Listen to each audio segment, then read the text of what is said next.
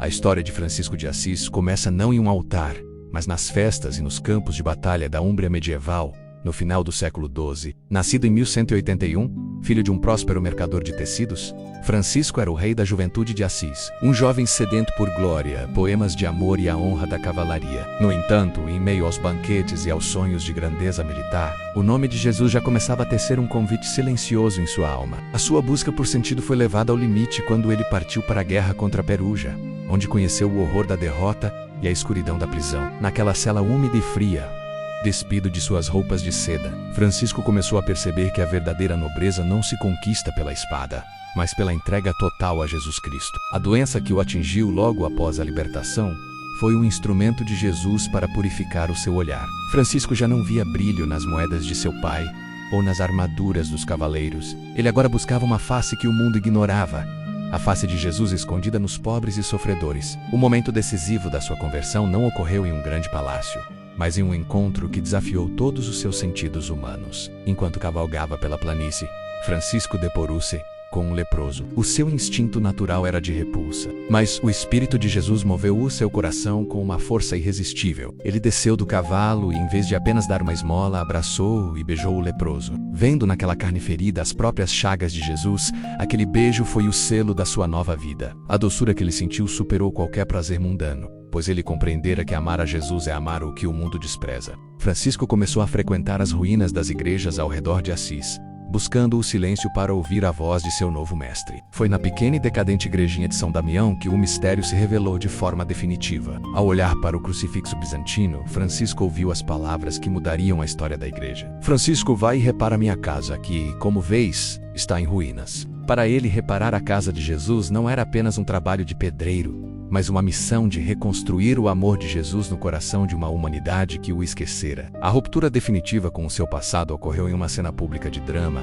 e entrega absoluta diante do bispo de Assis e de seu pai, Pedro de Bernal. Acusado de desperdiçar os bens da família para reconstruir igrejas e ajudar os pobres no nome de Jesus, Francisco tomou uma decisão radical. Diante de toda a cidade, ele despiu-se de suas roupas finas e as entregou ao seu pai, declarando que, a partir daquele momento, não chamaria mais a Pedro de pai, mas apenas ao Pai que está nos céus. Nu perante o mundo, mas revestido da graça de Jesus, Francisco abraçou a senhora pobreza como sua única noiva. Ele compreendeu que, ao nada possuir, ele possuía tudo que é Jesus Cristo. A sua pobreza não era uma carência, mas uma liberdade gloriosa para seguir a Jesus por onde quer que ele o conduzisse. Francisco tornou-se o poverello, o pobrezinho que andava descalço e cantava hinos de louvor a Jesus pelas estradas da Úmbria, transformando a zombaria dos cidadãos em uma curiosidade santa que logo atrairia os primeiros discípulos. Neste primeiro bloco, vemos o nascimento de uma revolução espiritual que não usava armas, mas a mansidão de Jesus. Francisco de Assis ensinou que a verdadeira riqueza é o despojamento e que o nome de Jesus é o único tesouro que não se perde. Ele não queria fundar uma organização poderosa, mas um grupo de menores, homens que vivessem o evangelho puro, sem glosas, imitando a vida itinerante e pobre de Jesus Cristo. A sua alegria era contagiante porque era uma alegria que não dependia das circunstâncias, mas da presença constante de Jesus em sua vida. Ele transformou a sua existência em uma parábola viva, mostrando que o homem só encontra a si mesmo quando se perde totalmente no amor de Jesus. Claraval era a igreja mística do amor. Francisco daria à igreja o exemplo da imitação perfeita de Jesus. Ao final deste segmento, deixamos Francisco reconstruindo os muros de pedra de São Damião, sem saber que Jesus o estava usando para reconstruir os muros espirituais da cristandade. Ele é o herói da humildade, o cavaleiro que venceu o orgulho e o jovem que descobriu que ser louco por Jesus é a maior das sabedorias. A sua jornada está apenas começando, mas o alicerce já está lançado. Uma vida fundamentada unicamente na palavra de Jesus e na caridade sem limites. O nome de Jesus ecoa pelas colinas de Assis através da voz do poverello, convidando cada espectador a refletir o que realmente importa em nossa vida. Francisco já encontrou a resposta, e essa resposta é a pessoa de Jesus Cristo, o Senhor que se fez pobre para nos enriquecer com a sua divindade.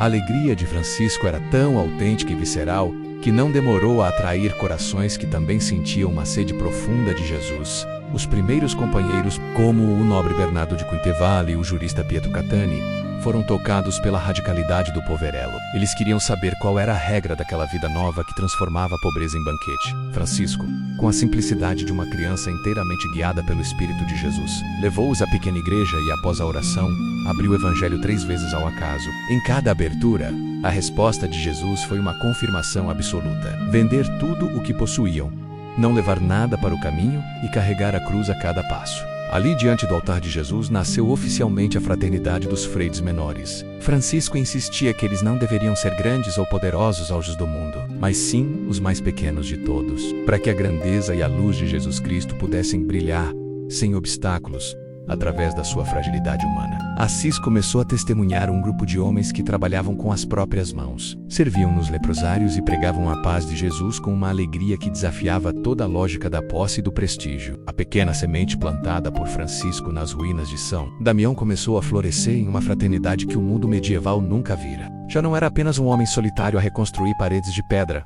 mas um exército de paz, movido pelo amor incandescente de Jesus. Bernardo, Pedro e Egídio foram os primeiros a compreender que, para possuir a Jesus em plenitude, era necessário despojar-se de todas as seguranças e garantias terrestres. Eles viviam na pequena capela da Porciúncula, que Francisco amava como a sua casa espiritual, pois ali ele sentia a presença de Jesus e da Virgem Maria de forma quase tangível. No entanto, Francisco era um homem de comunhão e sabia que, para que aquela forma de vida não fosse confundida com as seitas e heresias da época, ele precisava da bênção da igreja. No ano de 1209, o pequeno grupo de 12 penitentes partiu para Roma, a cidade eterna, para apresentar sua simples regra de vida ao homem mais poderoso do Ocidente, o Papa Inocêncio III. A chegada daqueles homens descalços, sujos de poeira e vestidos com sacos de lã grosseira, ao imponente palácio de Latrão, foi um choque visual para a pompa da corte PUC. Inocêncio III, um mestre absoluto da política e da lei, olhou para Francisco e viu apenas um visionário excêntrico ou um louco. Ele inicialmente rejeitou o pedido, aconselhando o grupo a procurar uma ordem religiosa já estabelecida. Mas Jesus tinha outros planos para a sua igreja. Naquela mesma noite, o Papa teve um sonho profético que mudaria o curso da história. Ele viu a Basílica de São João de Latrão, a mãe de todas as igrejas, a inclinar-se e perigosamente prestes a desmoronar. De repente, um homem pequeno, pobre, de aparência insignificante, colocou o ombro sobre as pedras maciças e sustentou todo o edifício colossal. Ao acordar, Inocêncio reconheceu instantaneamente em Francisco o homem do seu sonho. Ele compreendeu que a Igreja de Jesus não seria salva pelos exércitos ou pela diplomacia, mas pela pobreza evangélica de quem vive unicamente por Jesus Cristo. Esta aprovação foi o selo de Jesus sobre a obra do poverello. O Papa chamou Francisco de volta, aprovou oralmente a sua regra e deu-lhe permissão para pregar a penitência e o nome de Jesus por todo o mundo conhecido. Francisco insistia na designação de ordem dos frades menores, porque em Jesus, ser um menor é a maior das dignidades e o segredo da verdadeira autoridade espiritual. Eles regressaram à Úmbria transbordantes de uma alegria divina, transformando cada estrada e praça num púlpito vivo. Francisco ensinava aos seus irmãos que a sua missão primordial era pregar a paz de Jesus através das obras de misericórdia e, apenas se fosse necessário, também através das palavras. Ele via em cada criatura, do sol à mais pequena erva, um irmão ou uma irmã, pois todos foram criados pelo mesmo Verbo eterno, que é Jesus. A natureza para Francisco não era um recurso a ser explorado, mas um espelho da bondade infinita de Jesus. Os frades viviam entre o povo, nos hospitais de leprosos e nas praças públicas, levando o consolo real de Jesus aos que mais sofriam na base da pirâmide social. Eles provaram ao mundo que o Evangelho de Jesus não era um ideal antigo e impossível, mas uma realidade vibrante que podia ser vivida plenamente no cotidiano. A expansão da ordem foi milagrosa e rápida. Centenas de homens, tocados pelo exemplo incandescente de Francisco, abandonaram as suas carreiras, riquezas e famílias para abraçarem a liberdade total de Jesus, onde quer que os frades chegassem. O ódio dava lugar ao perdão e à tristeza profunda, a esperança renovada no nome de Jesus. Francisco organizava a fraternidade não com leis complexas, mas com a lei única e absoluta do amor de Jesus Cristo. Ele via no sucesso da ordem apenas a mão de Jesus a agir. Francisco, o pequeno homem do sonho do Papa, estava de facto a sustentar a igreja, lembrando a todos que o único alicerce que não falha perante as tempestades da história é o próprio Jesus. A fraternidade dos menores era o testemunho vivo de que, quando o homem se esvazia de si mesmo e das suas pretensões, ele é preenchido pela plenitude infinita e transformadora de Jesus.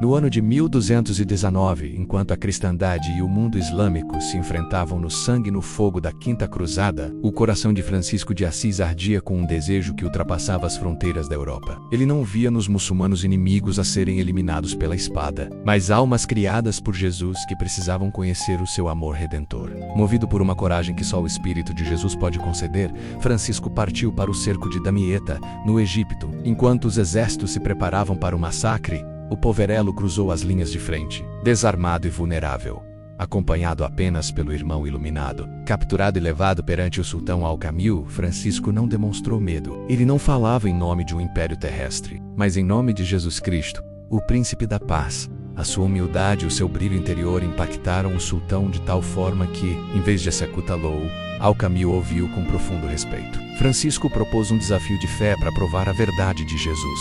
E embora o sultão tenha recusado por prudência política, ele reconheceu em Francisco um homem que caminhava verdadeiramente com Deus. Aquele encontro foi um marco de diálogo e paz no meio do caos, provando que o nome de Jesus é capaz de desarmar os corações mais poderosos. Francisco regressou com presentes que simbolizavam a estima do sultão, mas o seu maior tesouro era a certeza de que Jesus habita em todos os que buscam a paz com sinceridade. Ao regressar à Itália, Francisco continuou a pregar uma relação renovada com toda a criação, baseada no senhorio absoluto de Jesus sobre o universo. Para Francisco, a natureza não era um cenário morto, mas uma sinfonia viva onde cada criatura, menos do sol radiante as pequenas formigas, era um eco da bondade do Verbo eterno. Jesus, ele compôs o Cântico das Criaturas, não como um poema panteísta, mas como um hino de louvor a Jesus através das suas obras. Ele chamava ao sol de irmão e à lua de irmã porque via neles o reflexo da luz e da pureza de Jesus Cristo. Conta-se que as aves paravam para o ouvir pregar sobre o cuidado de Jesus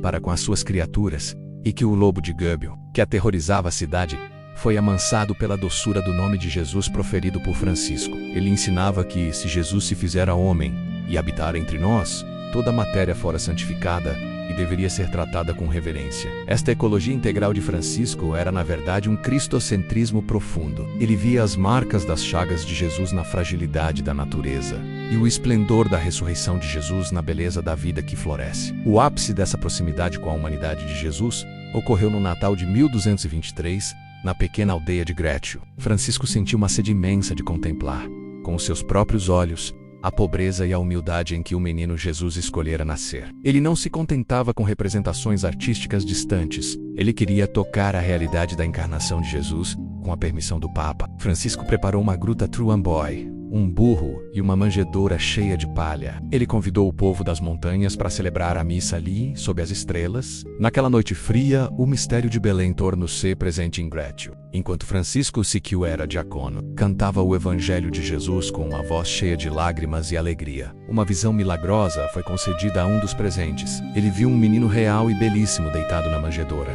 que parecia estar morto, e que despertou ao ser abraçado por Francisco. Aquele foi o primeiro presépio da história, uma invenção do amor de Francisco para recordar ao mundo que Jesus não é uma ideia abstrata, mas um Deus que se fez pequeno para nos abraçar. Em Grécio, o nome de Jesus tornou-se pão para os famintos de esperança. Francisco mostrava que o reino de Jesus não se encontra nos palácios dourados, mas na simplicidade do presépio e no acolhimento do coração humilde. A celebração em Grécio renovou o fervor da cristandade, centrando novamente o olhar dos fiéis na fragilidade salvadora de Jesus Cristo. Francisco chorava ao falar do bebé de Belém, e o seu amor era tão contagiante que as pessoas sentiam a presença viva de Jesus a caminhar entre elas. Lá provou que a fé deve ser sentida, tocada e vivida no cotidiano. A alegria daquela noite de Natal ecoou por toda a ordem, inspirando os frades a pregarem um Jesus que é próximo, terno e infinitamente acessível. Francisco transformou a teologia em vida e a vida em adoração perpétua ao mistério de Jesus.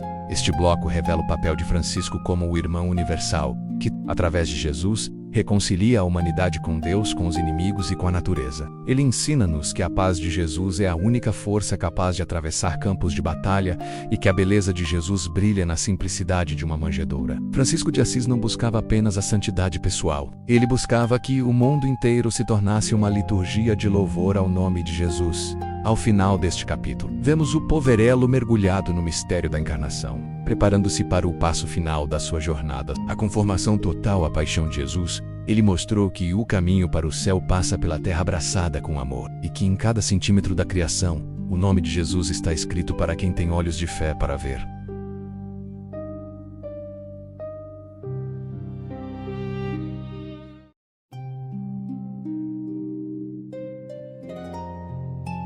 À medida que os anos avançavam, a saúde de Francisco de Assis definhava, mas o seu desejo de se unir a Jesus Cristo tornava-se uma chama cada vez mais intensa e devoradora. Em setembro de 1224, Francisco retirou-se para o Monte Alverne, um lugar de rochas áridas e silêncio absoluto, para um jejum de 40 dias em honra ao arcanjo São Miguel. No entanto, o seu verdadeiro objetivo era outro. Ele desejava experimentar, na medida do possível para uma criatura humana, a dor e o amor que Jesus sentira em sua paixão redentora. Francisco não buscava uma experiência masoquista, mas uma conformidade total com o seu Senhor. Ele passava noites inteiras em vigília, clamando ao nome de Jesus, pedindo que o seu coração fosse transformado pelo fogo da caridade divina. Para Francisco, a vida sem a marca de Jesus já não tinha sentido. Ele queria ser um com o crucificado, não apenas em espírito, mas em toda a sua carne. Ele orava com uma humildade profunda, reconhecendo-se um nada diante da majestade de Jesus, mas um nada que era amado até o extremo da cruz. Foi na manhã da festa da exaltação da Santa Cruz que o céu se abriu sobre o Alverne para um evento sem precedentes na história da fé. Enquanto Francisco estava mergulhado em oração, ele viu descer das alturas um serafim de 6 asas resplandecentes, que trazia em si a imagem de um homem crucificado. Era a visão do próprio Jesus manifestado em glória e sofrimento. Enquanto Francisco contemplava aquele mistério com um misto de alegria e pavor, raios de luz e fogo partiram das mãos, dos pés e do lado do serafim, atingindo o corpo do poverello. Quando a visão desapareceu, Francisco não era mais o mesmo. As marcas da paixão de Jesus estavam agora gravadas permanentemente em seu próprio corpo. Ele recebera os estigmas de Jesus Cristo, tornando-se uma cópia viva do Redentor. Pregos de carne negra surgiram em suas mãos e pés, e uma ferida aberta em seu lado sangrava constantemente, manchando sua túnica pobre com o sinal do sacrifício de Jesus. Francisco tentou esconder essas marcas por humildade, mas o brilho de Jesus que emanava de suas feridas era impossível de ocultar totalmente. A partir daquele momento, a vida de Francisco tornou-se uma via sacra contínua. As dores físicas eram atrozes. Ele mal conseguia caminhar sobre os pés transpassados pelas chagas de Jesus. Além disso, uma grave doença nos olhos o levava à cegueira quase total, impedindo-o de ver a luz do sol que ele tanto amava. No entanto, quanto mais o seu corpo sofria, mais a sua alma exultava no nome de Jesus. Ele compreendia que o sofrimento aceito por amor é a linguagem mais alta que um homem pode falar com Deus. Foi nesse período de escuridão física e dor intensa que Francisco compôs o Cântico das Criaturas, louvando a Jesus por todas as coisas. Ele via na sua própria dor uma participação na dor de Jesus pela humanidade, e isso lhe trazia uma paz que o mundo não podia compreender. Francisco não reclamava. Ele agradecia a Jesus por cada pontada de dor, vendo nelas as carícias do amado que o preparava para a glória eterna. Ele era o Cristo da Úmbria, um homem que respirava e vivia unicamente para exaltar a vitória de Jesus sobre a morte, através do sofrimento redentor. A presença dos estigmas transformou a relação de Francisco com os seus irmãos. Eles viam nele não mais apenas um fundador, mas um sinal vivo da presença de Jesus no meio deles. Francisco, porém, mantém-se cada vez mais recolhido, buscando o consolo de Jesus na oração solitária. Ele ensinava que os estigmas não eram um prêmio de santidade, mas um fardo de responsabilidade para amar ainda mais a Jesus Cristo. Ele exortava os frades a nunca se esquecerem da paixão de Jesus, pois nela está contida toda a sabedoria necessária para a salvação. Mesmo quando as dores o impediam de dormir, ele sussurrava o nome de Jesus como um mantra de força e esperança. A sua carne, marcada pelos pregos de Jesus, tornara-se um altar onde a missa da sua vida era celebrada diariamente. Francisco mostrava que o seguidor de Jesus deve estar pronto para subir o Calvário se quiser participar da ressurreição. Este bloco revela o ápice místico da Idade Média. No Monte Alverne, a distância entre o céu e a terra foi anulada pelo poder do amor de Jesus. Assis provou que a união com Jesus pode ser tão profunda que altera a própria biologia do homem. Ele não era apenas um pregador das palavras de Jesus, mas um portador das marcas de Jesus. Ao final deste segmento, vemos um Francisco enfraquecido, sendo carregado pelos seus irmãos de volta a Assis, carregando em si o maior segredo da fé, que o amor de Jesus é mais forte que a dor e que as chagas de Jesus são as janelas por onde entra a luz da eternidade. Ele prepara-se para o encontro final, sabendo que as chagas que agora o faziam sofrer seriam, em breve, a sua maior glória na presença de Jesus Cristo. O poverello estava pronto para entregar tudo, pois já não possuía nada além de Jesus.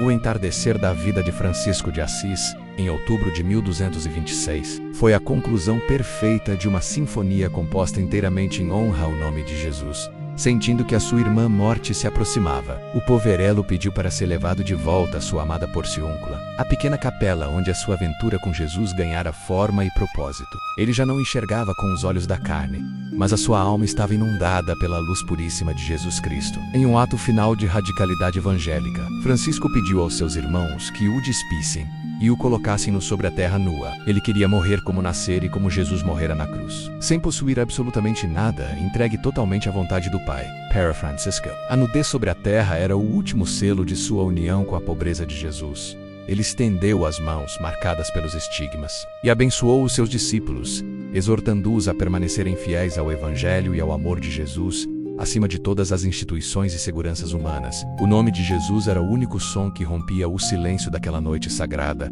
na planície da Úmbria. Enquanto os irmãos choravam, Francisco cantava. Ele pediu que lessem o Evangelho de São João, o trecho que narra a paixão de Jesus, para que o seu espírito estivesse sintonizado com o sacrifício supremo do Mestre. Ele não via a morte como um abismo, mas como a porta dourada que o levaria finalmente ao encontro de Jesus. Francisco ensinou que o seguidor de Jesus não deve temer o fim da vida biológica, pois a verdadeira vida começa quando nos dissolvemos no amor de Deus, ao sentir o último suspiro chegar. Ele recitou o Salmo 141, entregando cada fibra do seu ser ao seu Senhor. Na noite de 3 de outubro, Francisco de Assis partiu deste mundo para habitar eternamente na glória de Jesus Cristo. Conta-se que naquele exato momento uma multidão de cotovias, pássaros que amam a luz, pousou sobre o teto da Porciúncula e cantou alegremente, como se saudassem a alma do santo que as ensinara a louvar o Criador. Francisco morrera como viveu, em perfeita harmonia com Jesus, com os homens e com toda a criação. O legado de Francisco de Assis é uma das forças mais transformadoras da história da humanidade. A semente que ele plantou sob o olhar de Jesus floresceu em uma árvore gigantesca. A Ordem dos Frades Menores, que hoje se espalha por todos os continentes levando a paz e o bem no nome de Jesus, além dos frades. Ele inspirou Santa Clara a fundar as Damas Pobres e criou a Ordem Terceira para que leigos pudessem viver a radicalidade de Jesus no meio do mundo. O franciscanismo não é apenas uma regra religiosa, é um modo de ser que privilegia a fraternidade universal e o cuidado com os mais pobres. Vendo em cada sofredor a imagem viva de Jesus, Francisco humanizou a fé. Tirou Jesus dos nichos distantes e o colocou nas praças, nos hospitais e nas florestas. Ele provou que o Evangelho de Jesus é praticável e que a alegria cristã é a arma mais poderosa contra a indiferença e o desespero. O seu exemplo de ecologia integral, onde tudo está interligado em Jesus, continua a ser o guia mais seguro para a sobrevivência da nossa própria casa comum. A influência de Francisco atravessou os séculos, impactando a arte, a literatura e a própria forma como a Igreja se entende como servidora. Ele foi o alter Christos, o outro Cristo, porque nenhum homem chegou tão perto de imitar a vida de Jesus em todos os detalhes. O poverello mostrou que a verdadeira reforma da Igreja não vem do poder, mas da humildade e da conformidade com a cruz de Jesus hoje. Assis é um centro de paz mundial onde pessoas de todas as crenças se reúnem sob a inspiração de Francisco para buscar a reconciliação que ele tanto pregou no nome de Jesus. Ele nos deixou a lição de que a maior aventura humana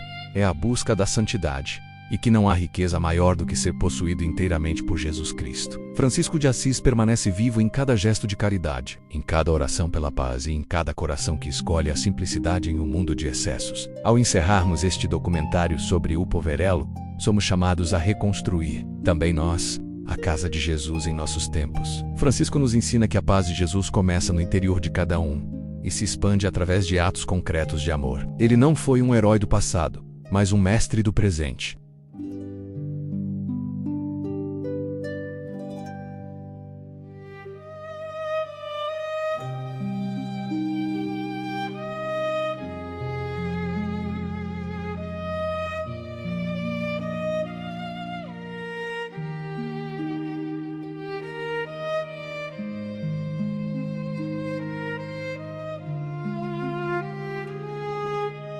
Que o seu rastro de luz nos conduza passo a passo ao abraço final de Jesus Cristo, nosso Senhor e nossa única esperança.